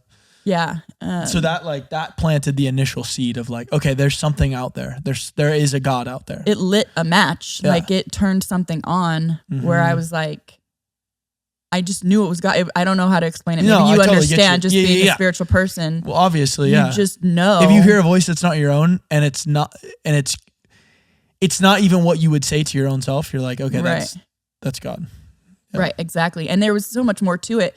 There was power and there was peace with it. And there was like a falling of the spirit was falling, but I didn't know that's what it was, right? It was just something was falling that was like wrapping itself around me. Wow. Yeah. And I was like, oh, this is real. Yeah. Like this is real. And so I dove into the Celebrate Recovery ministry.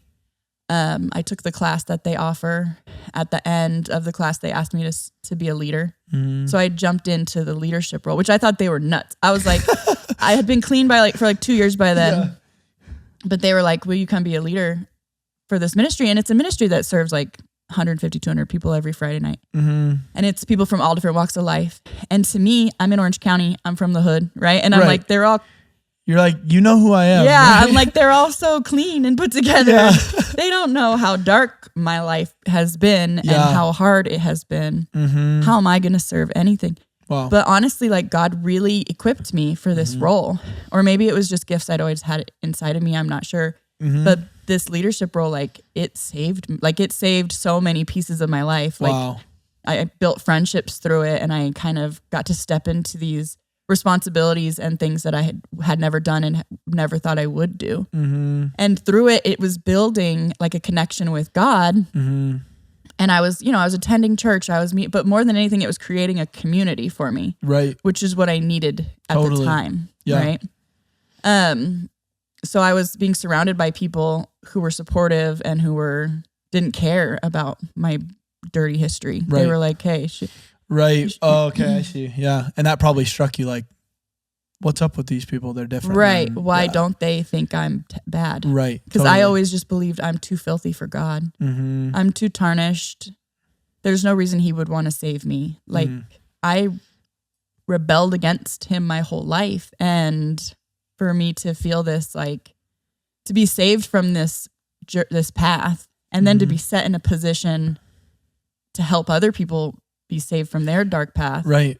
It was like overwhelming and humbling. Pretty surreal. Yeah. It was like, I didn't really know. Anyway, I stepped into it really well and people put their trust in me and this church really supported me and built me up. The thing that was lacking though, that I always think about in retrospect, because you don't know what you don't know, especially when you come out of a life of like this and you're not rooted in any kind of faith. I think a lot of the Christians that I was surrounded by in the church just assumed I already knew. And so there wasn't a lot of like discipling. Yeah. There wasn't a lot of, hey, let's read the Bible. Right. Hey, let's pray. Let me show you how to pray. I just kind of faked it for a long time. Yeah. Where I was like checking the box of going to church and getting things out of church. Don't get me wrong. I loved church. I loved the church. Yeah. Right. I love Jesus's church. Right. And even just the stability it probably brought you of like you said, community, something that you were doing consistently. Like, I mean, that stuff in general is just important. Right. Right. But sorry, continue on. Well, even the trust that they had in me, the things that they would allow me to do, giving me keys to the church. Oh, wow. Like they had me running the money team. I'd have like Really? their money. Yeah. And I'd be my like, gosh. man, the old me would have ran off by now because I'd have like their donations Yeah. or would do their book sales. Like they had some book sales Yeah. and they put this trust in me. Mm-hmm. And I had never had that in years, if ever. Yeah. And I didn't trust myself. And Yeah. so because they trusted me, I learned to trust myself. I didn't want to let them down. And so Wow. I wouldn't let myself down. Yeah. But there was still this other part of me when it comes to like the spiritual side, like I was saying, where I'm leading these people and I don't know anything. Mm-hmm. I didn't know anything about what it was really the Yeah. meat of the gospel. Totally. So there was a lot of just Stuff you kind need of to learn. yeah. Which is crazy then, like, I'm sure you're going to share more about this, but like, it's crazy that you were able to, like, God in his grace was able to, through speaking that word to you, through the programs you went through, get you off of these things, but you still didn't even like have the fullness of the gospel yet. Yeah. You know what I mean? But you still like, you got set free from these things. Then you're also helping other people. Like, I mean, that in itself is just a miracle of like, I'm even thinking like, how did that even like happen? I mean, for you, was it almost kind of weird to be like, I know you were saying it was crazy that people were trusting you and things, but even just for your own self, like, how did this happen? Like 2 years ago, I was here and now I'm here. Like, how did that, you know what I mean? Like what was going through your mind? Like, how did you even view yourself? Because obviously, like we talked about at the beginning, all these things came in mainly through the rejection, through looking for love and all this stuff. Now you're on the other side of it. Like, were you still getting thoughts to go like use drugs? Were you getting tormented by the enemy, or was it like easy, or like, I don't know, just give me like a view into your mind, like during this period. Yeah, I actually attributed a lot of that to my baptism. And I did, like I said, I didn't know much. Yeah. But for whatever reason, and I really believe that that the Holy Spirit was giving me insight that I didn't know that's what was happening. But they offered a baptism before I was a leader, right before I became a leader. They offered a baptism and I was like, oh, I'm supposed to do this. This is part of it, right? Yeah. Whatever it It's just is, the thing. it's part of it. So I signed up. They have you write a little thing. You stand on the stage, then you step in the water. Yeah. What's the little thing? Like what you're dying to? Like you just say a little, why am I getting baptized or whatever. Yeah. And I don't even remember what I wrote, but they do have like a little meeting and they tell you, Yeah, teach you. Yeah, they teach you some stuff. And I honestly, I don't remember any of it because I was so fresh out of the world. But I understood, for my own brain, understood that baptism was washing that other person away. Wow. And so I was like, okay, this is a chance for that crap to go off. All the mess, all the filth, all the dirt. And I just saw it like that. Yeah. And so I went into the water, I came out, and I just believed that I had just been washed. Wow. Like cleansed. Dang, that's a word. Yeah. And it worked. Yeah. Right? Like I walked out of that water and the first year I was like fists clenched. Totally. Like I don't know. Holding on for dear life. Oh my gosh, how am I going to do this? I can't do this. Like, all I've ever had is the drugs. Who am I without it? Like scared, terrified. I'm going to mess up. Like something's going to go wrong. And I don't know, after that water baptism, it was like, I didn't think about drugs again. Wow. It was like, I was disgusted by them. Yeah. Because I would still go visit my best friend and her boyfriend was a user and it would be around. Yeah. And I like literally thought I was going to throw up every single time I would go. It was like. Dude, praise God. It was a change. That's crazy. Praise God is right. Because it was like, I went from it being the most important thing in the world to disgusting me. Yeah, totally. And so that was what I just attributed it to. Wow. That's insane. Yeah. I did not know that part of the story. That's so cool. And that really, like, for me, even hearing that, because even sometimes, and we're going to get into this in a sec, but like with deliverance, seeing people get delivered from demons, I think sometimes what I accidentally do is I put less weight in like the power of baptism. Because I'm like, oh, well, you're still going to need to get delivered and there's demonic things. But like just you sharing that, showing how powerful it is. I was just reading in Colossians 2 where it talks about like the cutting off, the circumcision not done by human hands, but like the cutting off of the flesh, the sinful nature. Yeah. Like that's literally what happened. It's like you got your sinful nature cut off and now you're a child of the light. And it's like now because you are of the light, what is of darkness, it's like repulsive to you. They can't like coexist. Right. That really like encourages me, just like, wow, baptism is so important. It really is like a cleansing, and the faith that you have in it. Because you can go into the water and not think anything's going to happen, and then nothing happens. But you were like, no, I'm going to come up new. Wow, that's pretty cool.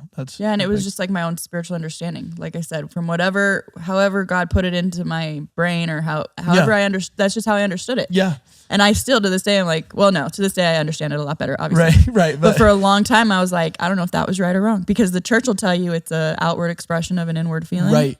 And I just would trust that because I don't know anything else, right? But I knew for me, it wasn't that. For me, he washed me off and he broke that addiction, right? Like I went from the addiction to not addicted out of the water. And that's like what I just walked in. Wow. And so... Come on, that's sick. It was like this whole other... You're like, I don't know what that definition is, but like for me, I died and came up a new person. Yeah. That's so good. Wow, that's cool. So true. So, okay, so... That's amazing. So tell me a little bit about, as we kind of, I guess, here's what I want to know in like coming more into the end side of things. Mm-hmm. And I know we have like not a lot of time to cover a lot of things, but it's okay. Your story with getting delivered, what that was like, what that was for, what got you, because I know you were still struggling with smoking just cigarettes, which is actually... I'm sure you'll get into this, but it's actually kind of interesting because it's like even the enemy works. It's like you can kick everything else, but it's like there's that one thing or whatever. And then two, like, and this would just kind of go into the rest of the podcast. I want to know how God has used what the enemy meant for evil for good, like what you're up to now, what God's been, how he's been using your testimony. Like if you want to jump into any like the prophetic things that you've experienced. I remember you said after getting delivered, like you were in a group and like God started giving you kind of like downloads. And it's actually kind of interesting, right? Like you hear, so I'm just like verbally processing this right now, but you hear his voice in that trauma at the height of like getting free, which is almost prophetic to you, your gifting now, which is like hearing God's voice, which is so like, I don't know, it's just so cool. Like see that, but yeah, like walk me through what got you to meeting us and how that benefited you, that process, and then what things look like kind of now, and if there's anything else that you feel the Holy Spirit's leading you to touch on. Okay. So like I said, I was in the Celebrate Recovery ministry leading other people, and I did that for 8 years. And it was all fine to me. Like I didn't know anything any different about, and then it was 2020. It was the lockdowns of 2020 where I decided to start reading the Bible myself. Whoa. You're crazy for that. Yeah. How dare you do that? I know. I went the opposite direction. Some loaded TikTok. I opened the Bible. So I started reading the Bible for myself on a reading plan on my phone on like the YouVersion app with a friend. And I realized that I didn't know anything about anything. Wow. I realized that I wasn't good at praying. I realized that not good at it, but like I didn't do it. Yeah. Like, unless I was doing it in front of someone or for someone else. Sure. I didn't just sit and talk to God. Yeah. So I started reading the Bible, and I feel like God started pouring this prophetic power at that point. But I didn't know that, right? Whoa, okay. So I started listening to this this YouTube guy, or he's a pastor in Australia named Robert Clancy. And I started to play him in the morning because I was an essential worker. So I would still get up and go to work every day. Okay. So I would listen to him while I'm in the bathroom getting ready or whatever. And one day I'm listening to Robert Clancy, and he starts calling out the spirit of something. And I start choking and like coughing. Like, what's this? There's like drool coming out of my mouth, and I'm like putting my mascara on, and I'm like, like what is happening? Like, like I had to like spit and all this stuff. And so I was like, I didn't attribute it to the prayer. Wow. I was just like, that was so weird. What was that? Oh, you didn't make the one-to-one connection there. No, I didn't really understand what that was. Okay. Not with my human brain. With my spiritual brain, I think I knew, but my human brain was like, gosh, that was weird. What was I choking on? Yeah. So a few days after that, I don't know. It was like around the same time. I don't know how many days there were, but I was in my room, and I was feeling led to start praying. And so I was like praying, and I was got on my knees and I was like calling out to God and I started crying. Wow. And I was like, I just want to understand you. I just want to know more about you. And these sounds started coming out of my mouth that I had never heard before or said before. And they were just like, it was, I don't know, like it's just these noises. Yeah. And You're like, what is this? Okay. And I just leaned into it for a minute. Yeah. And it was just coming and coming and coming. And then I stopped praying and I called my friend and I was like, this is what just happened. And she's like, oh, you got tongues. You're and like, what's tongues? What is tongues? Yeah. I felt so cheated that nobody had ever told me that tongues existed. Yeah. And I'm like, what is tongues? And she's like, it's your spiritual language. Like it was normal Tuesday, right? And I'm like, but something just came out of my mouth. She's like, yeah, tongues. Yeah. Like, bro. So just a couple days after that, my friend comes over Mm-hmm. and she's like, I want to tell you what my husband and I have been doing. And it's super weird, but I just feel like I can tell you. I feel like I'm supposed to tell you. And she tells me about the time she's been spending with the Werfelmans in prayer, in deliverance. I did not think you were going to say that. That's Was this Tanya? It's Tanya. Okay, yeah. Yeah. So she tells me that they've been meeting with you guys for a few months. Yeah. And she tells me about TLR and she tells me about his experience, Dan's experience. Yeah. And then she tells me about her experience where like she was all in doubt and she's like, I don't know, I think you should do it. And I'm like, in that instant, I knew that coughing was a demon and that the tongues were the spirit. Yeah. And that I was supposed to go get delivered. That's crazy. And so she's like, I know it's going to be kind of weird, but please just trust me. I'm like, I'm in. Like, no, Let's I get go. it. Yeah. I'm like, call them now. Like, when can I be there? I'm free Saturday, whatever. Yeah. And so that's what we did. We set up a time and we came to your house and I met you guys. And there was just this like warmth in your home. Aww.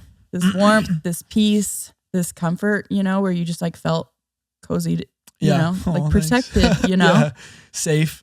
Yeah. And I didn't have that in a lot of places, even with the people that I felt really close to. I didn't feel like I could sit at a chair and tell them my deepest, darkest secrets and then have them yell in my face to cast out the demon associated with the secret. Right. But I was open. I was like, I knew. And what did you think, like, going into that? Okay, so you knew, like, something in your spirit was like, I need this. What was it going into that for you, the main thing? Like, obviously, you had been set free from so much just by other means. Like, what was it for you that you're like, I need to get delivered from or for? Like, I don't know, what was going through your brain? Well, you mentioned the smoking. I had the cigarette addiction that, like, I had tried to quit smoking 50 times. Wow. I'd make it 4 or 5 days. And then it was like, literally, I would say this, that something else drove me to that store and picked up more, you know? Yeah. Something else brought me to that store. I would say it without even knowing what I was talking about. So it was definitely that. That was something I really struggled with. But like forgiveness, like forgiveness of self, guilt and shame. Right. Because like, you said you couldn't even share you were scared to share because probably some of like that shame. I shared my testimony at churches, you know, and I had spoken in some women conferences and things like that. I was sharing my story, but there is a point, right, where I would stop. Yep. And, you know, even after I was clean, my son stayed with my mother because of various reasons. Right. But I had so much guilt from that and so much, just like it was all this stuff weighing me down. I hated myself still. Wow. And there was so much, and I knew that I had opened every demonic door that you can think of. Right. I knew. Yeah. And so again, it's like that, I think it's the prophetic insight. Like I just knew what I knew. Yeah. And I knew I had opened all these doors. Yeah. And I knew that there were demons that were operating. And even in my addiction, I had seen things that now I can say was a spiritual interesting thing that I was seeing. Yeah. Do you have an example? Yeah. I was in a hotel room, like sharing a hotel room with this guy. And we had 2 different beds and he wouldn't sleep very much because he had night terrors, he said. Oh, wow. And so he would just like wear himself to the bone and then just pass out. And so I was on one bed and he was on the other bed and he had just like fallen backwards to sleep, like sitting up or whatever. And I saw this black thing like just hovering over him. Whoa. And I watched it like he like throw like, you know, like pull him up and then go into him. Oh my gosh. And then he woke up screaming and yelling. And dude, that's crazy. I was like, I just attributed it to drugs. I'm high. That probably wasn't real. You're just tripping, like whatever. Yeah. That's crazy. And in retrospect, I was like, oh, that was demonic. That was demonic. Yeah, for sure. For sure. Wow. Okay. Yeah. And I was going to ask you, like, so you come for deliverance and stuff, like, I don't know what your story is on this, but I know too, for a lot of people, like, they get clean, but there's still this, I know even for me with like my addiction to just like pornography, you get clean, but you still, I don't know, you don't feel fully free. And then going through deliverance, baptism as well, it's like you literally, it feels like that chain is actually cut. And maybe that was even for you manifesting in the cigarettes, right? The enemy's like, I'm not going to torment her with the other stuff as long as I can still get her like hooked on this one thing. Right. Was that something for you too? That was just kind of like, you're free, but you're not like really free. You're not really free. You're like, you still kind of, yeah. Yeah, there was, in my mind, I was free, but I still struggled with all this stuff.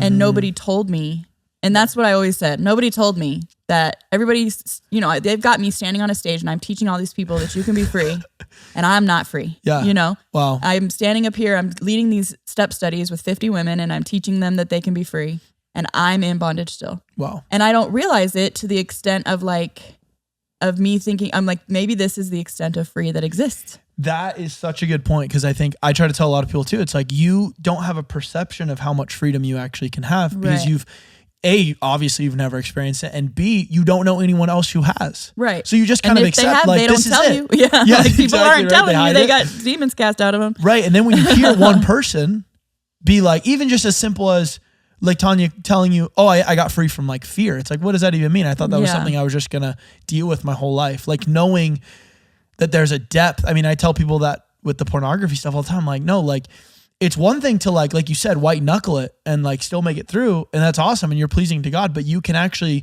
get to a point of freedom where it's like, I don't even like rarely get tempted for that kind of thing. Like it's so like, it far goes away. It goes away. Yeah, it literally does. It's like if Jesus came to set us free, he didn't just came to kind of set us free. Yeah. Like you actually get set free. Right. You know what I mean? Like, well, I actually love the cigarette story because share that.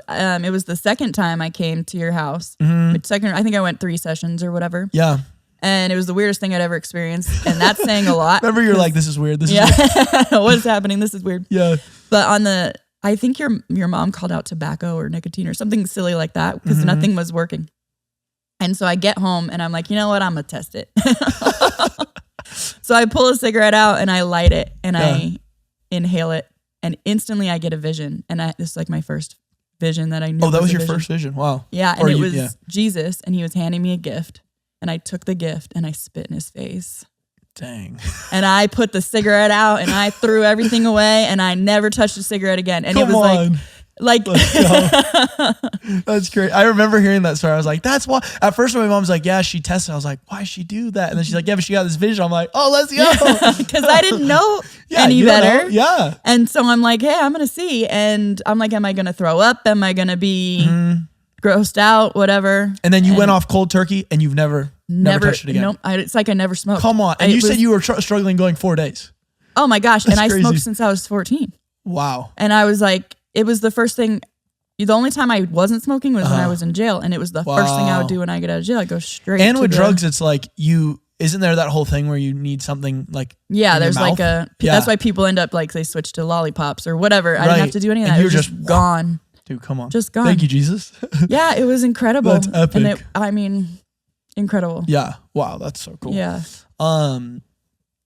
So I just want to know for fun, maybe like 5-10 more minutes of just, you get set free. How does that start impacting the way you live?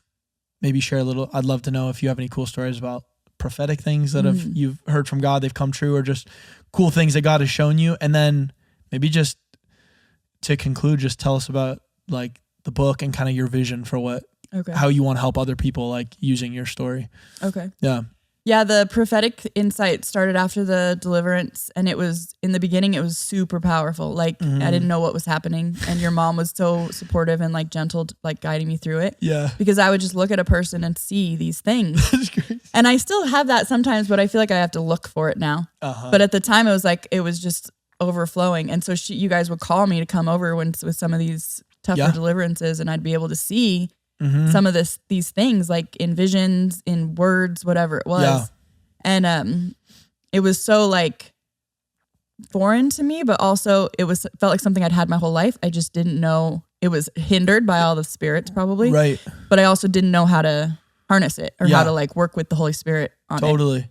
So there has been a lot of, one of the fun stories is a friend of yours that I'd never met. Yeah. Her and her family are looking to move and they don't know where they're supposed to go. Is so crazy. And they asked me to pray and I get a vision of the Flintstones of like Bam Bam from the Flintstones, I think. And so they go out to this property one of the properties that they're going to look at. And there was other things like a cactus and then there was a couple other little things that meant something to them. Yeah. But they go to look at this property and it has a big sign that says like bedrock on the front. And then it says Yabba Dabba Yabba Dabba Doo in the back. And it's literally like crazy. The Flintstones. Yeah. And so they bought that property. So crazy. And they live there with they've been so blessed since they've been there. And that was so crazy. I remember that. I was like, because obviously I trust you. I have you pray all the time. And I was like, Flintstones? I was like, what? me being, of course, me a little faithful. I'm like, what does that mean? Sometimes the stuff is weird. You and know I'm like, it's like, okay. But I mean, praise God that you were faithful to even say it because most people will be like, that wasn't from God. Yeah.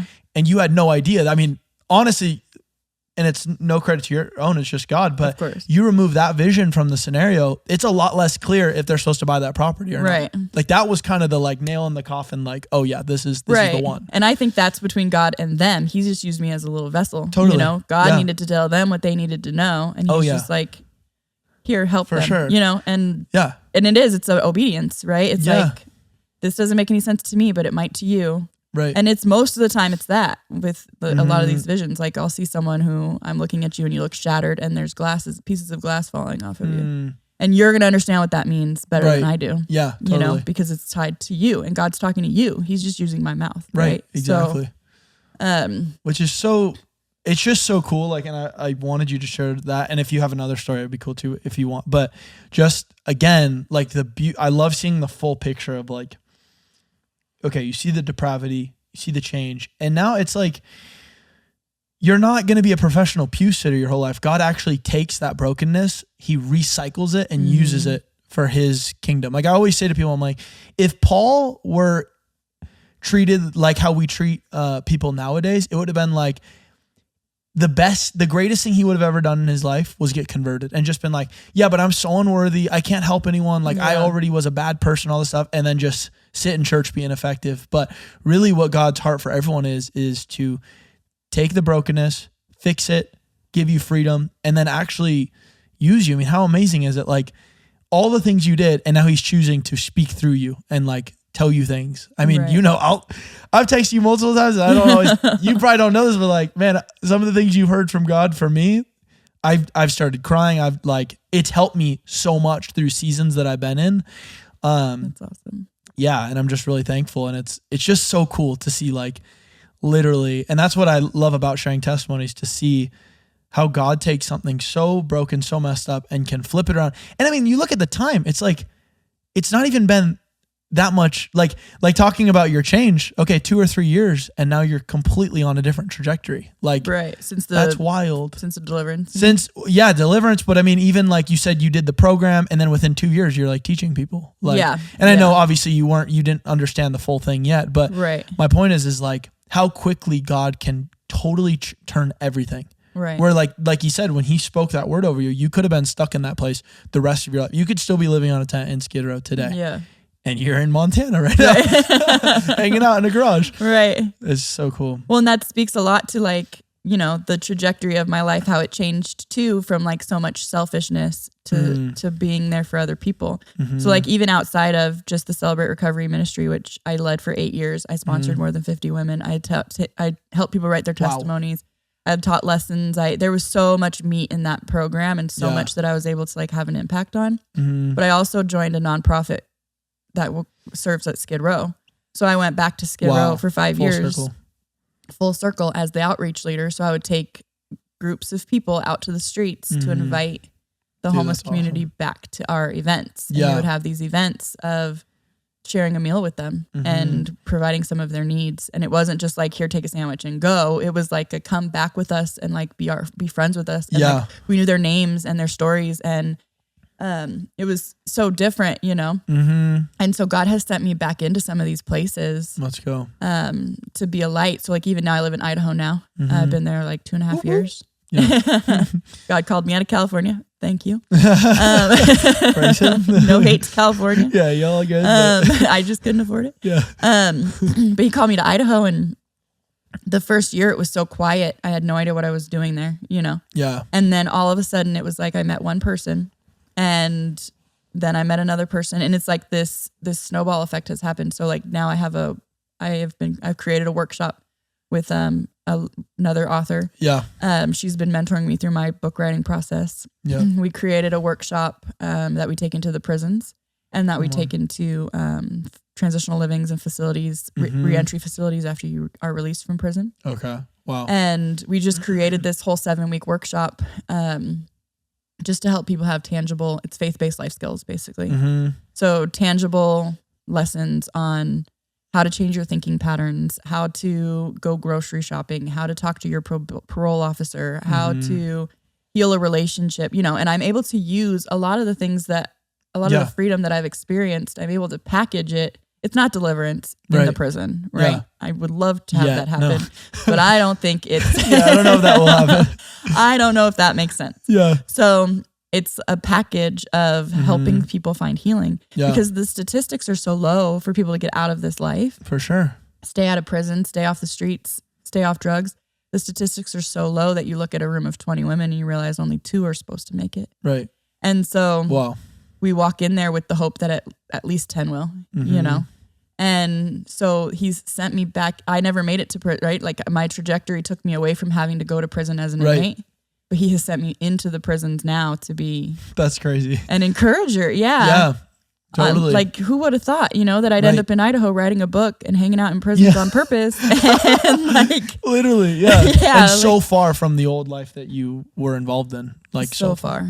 Well, I think it's cool too, just, and I always say this with testimonies, it's like, at the end of the day, you have the credibility to go into that prison and speak to these things. Whereas like, I'm limited in my outreach in that community. I can speak to people that are like me, came out of the church, were lukewarm, all that stuff, just equally as bad, but totally different contexts. Yeah. You know what I mean? So you can walk in there. And I think this is the beauty of, even with deliverance or like, especially with shame and things, is that so many people will sit, okay, they'll have a story like you, they'll get set free, but they'll sit in the shame and they'll never come out and into what God has called them. And it's like, think about it. Yeah, of course the enemy's not happy if you get set free and you get delivered and you become a new person. But if he can limit your impact or God's impact to just you, great.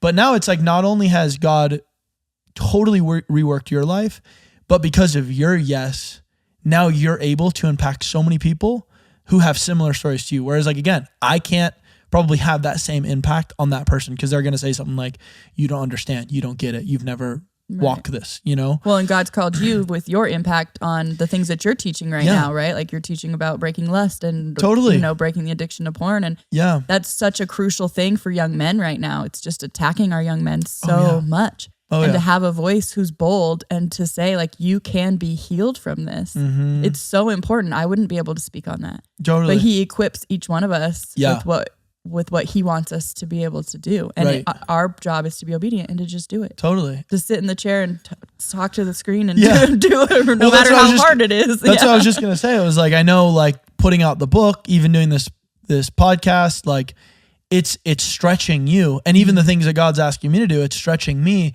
But it's also that the impact can be so much greater. And of course it's stretching because not only is it physically scary, but the enemy does not want you, me, anyone out there who's giving their yes to step into that, because one yes, I mean, I've seen it in my own life, you're seeing it in your life, one yes can change hundreds of lives, thousands of lives. You know what I mean? So like if you're just willing to go out there and like share, you know, and I'm stoked to read your book. I know. Because I want to know so much more. But no, that was really good. Is there anything else that you feel like the Holy Spirit's leading, or anything that you want to share, mention, teach, say, anything? You know, I would just say, like, just to piggyback off of what you were just saying, my biggest thing is to share your story. Like, I think we have a lack of people willing to share their stories. And that's like an area I hope to get into as my book goes out and hopefully reaches some people. My dream from that isn't necessarily to save a ton of drug addicts. Like I really do hope that's how God uses it. I pray for that. I'm going to pray over that book every time. Yeah. But I really do hope that it encourages people to write their own stories down or to share their own stories on a podcast or to make TikTok videos or whatever. However you need to get your testimony out there of like, I was down and now I'm up and it was God. And like to be able to share the testimony and give credit where it's due. And hope to people. I think it's so important. I always think about that girl who was sitting in front of that donut shop and how she was like broken and had nothing. And like how different could it have been if I had read a story or heard a testimony or listened to a podcast of someone saying that they got out. So true. That I didn't have to live like that anymore. Right. And there's such a lack of that, of people stepping up, like, I know it's kind of secular, but like Jelly Roll is an example I think of a lot. Go there. Yeah, like he's like so unapologetically out there talking about his recovery, recently talking about his conversion to faith, sharing the gospel at Stagecoach. Like he's doing this publicly. Right. And he's like a big old dude with tattoos on his face who's been to prison. And he's like, hey, God help me. And whatever platform I can share that on, I'm going to share it. And like, that's just so encouraging. No, you know? No, I think, the biggest thing the enemy wants us to do is shut up, be quiet. Yeah. You know what I mean? Like, right. Again, I get free from my thing, but I'm like, I don't want to share. That's like awkward. That's weird. I remember even when God was like, okay, make an Instagram post on your main account saying like, you made this video about porn. I'm like, yeah. So scary. But I did it, like, because I'm just like, you have to think about the impact. And like you said, I think, I'm not going to say who said this quote because, but someone once said, that's not a very wise person, but I think this is a very wise quote. Hope is what keeps us alive, and and faith, hope is a part of the definition of faith. When you have hope, when you hear of someone who's made it out, it gives you this extra courage to be, like you said, thinking about you back in the day. It's like, I can do this too. I can make it out. And I think of the verse in Revelation, they endured by the blood of the Lamb and the word of their testimony. It's like the blood of the Lamb is the thing that creates the testimony. And then the testimony is of how Jesus healed you and what he did in your life. So and that's literally how we're going to endure and how the church is going to grow. I mean, I've seen it in my own life, your life. No, that's really good. That's really good. Well, thank you. Thanks for sharing all that. That was really good. Thanks for having me. Yeah. I would love to be the person who writes the book, puts it out, and never has to talk about it. But that's not you, though. That is not the path we are on. Yeah. So happy to be we here. We were talking about this. We don't have a link for her book or anything yet because it's still in the early stages. But if you're watching this video in a couple months, maybe check below. There might be a link there. But in the meantime, it's called Touching Fire, from the flames of addiction to the beauty of redemption. Oh, come on. And it'll be out this fall, probably September. Okay, let's go. So my birthday time. Let's go. Yes, mine too. Oh, yeah. Oh, that's right. Yeah. That's right. I totally forgot about that. Right. Would you pray us out and just pray for, I don't know, just open ears for this to be heard and, for people to have hope from what you've shared too. Absolutely. Cool. Yeah, Father, I just thank you so much for this podcast that you put on Taylor's heart, the way that you use him and you supply the things that he needs for us to be able to put your good word out there. And I just pray that this message reaches whoever needs to hear it. I pray that whoever stumbles upon this video and feels the tug to press play, that they press play. I pray that the words that you hear are inspiring and encouraging and that they fill you with hope. And I just pray just for a release of your Holy Spirit power over everyone listening today. And I pray that you would just meet them where they're at and bring them to your loving arms. And we just praise you and we thank you for who you are, for who you've created us to be, and for how you save us from ourselves. In Jesus' name. Amen. Amen. Nice. Thank you guys for watching. We'll see you guys next time. Yes.